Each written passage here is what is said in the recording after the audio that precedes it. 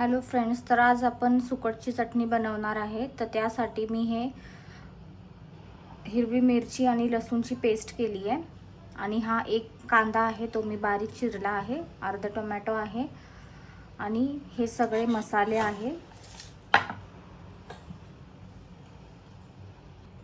तर तुम्ही बघू शकता हे जे सुकट आहे ते व्यवस्थित मी भाजलेली आहे। 5 मिनिटं झालेले आहेत।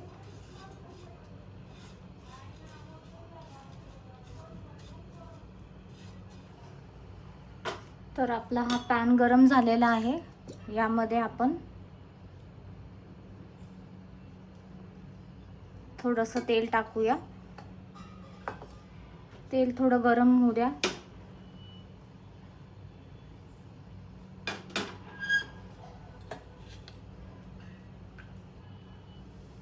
तेल गरम झालेलं आहे।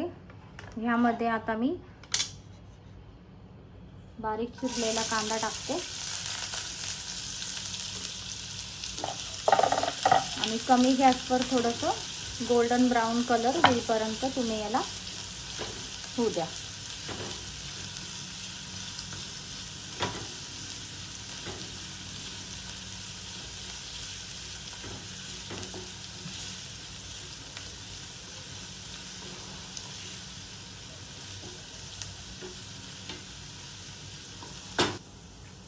तर तुम्ही बघू शकता कांद्याचा कलर थोडासा ब्राउन झालेला आहे। तर यामध्ये मी आता हे हिरवी मिरची आणि लसूणची जी मी पेस्ट केली होती ती मी टाकलेली आहे।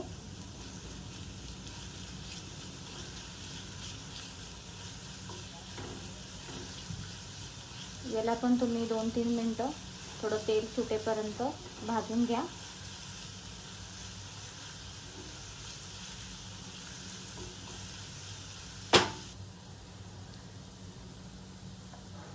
तर हे जे कांदा आणि जे मिरची आहे ते व्यवस्थितपणे झालेलं आहे। यानंतर तुम्ही याच्यामध्ये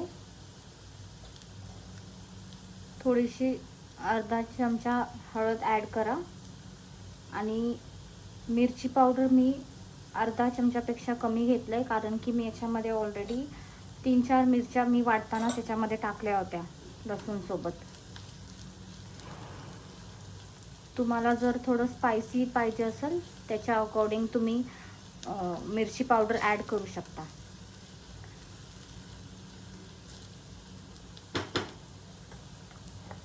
आता ह्या स्टेजवर आपण याच्यामध्ये टोमॅटो ॲड करणार आहे।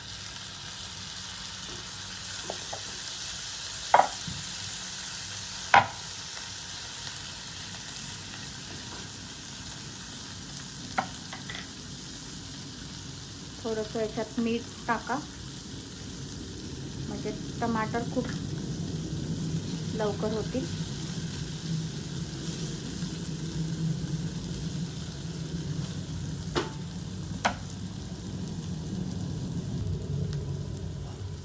आता ही जी सुकट आहे ती मी ॲड करत आहे याच्यामध्ये।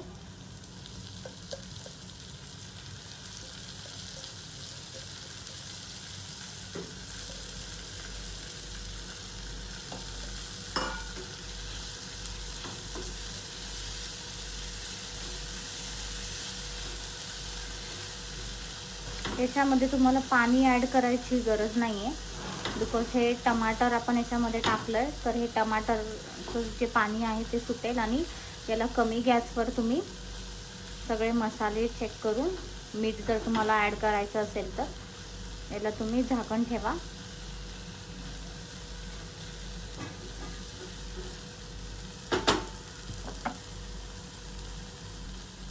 तर तुम्ही बघू शकता ही सुकट झालेली आहे।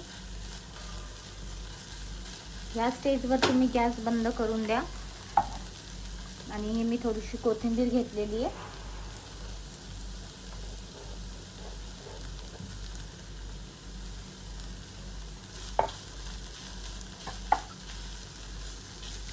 तुम्हाला जर ही रेसिपी आवडली असेल तर माझ्या चॅनलला लाईक आणि सबस्क्राईब करा। थँक्यू।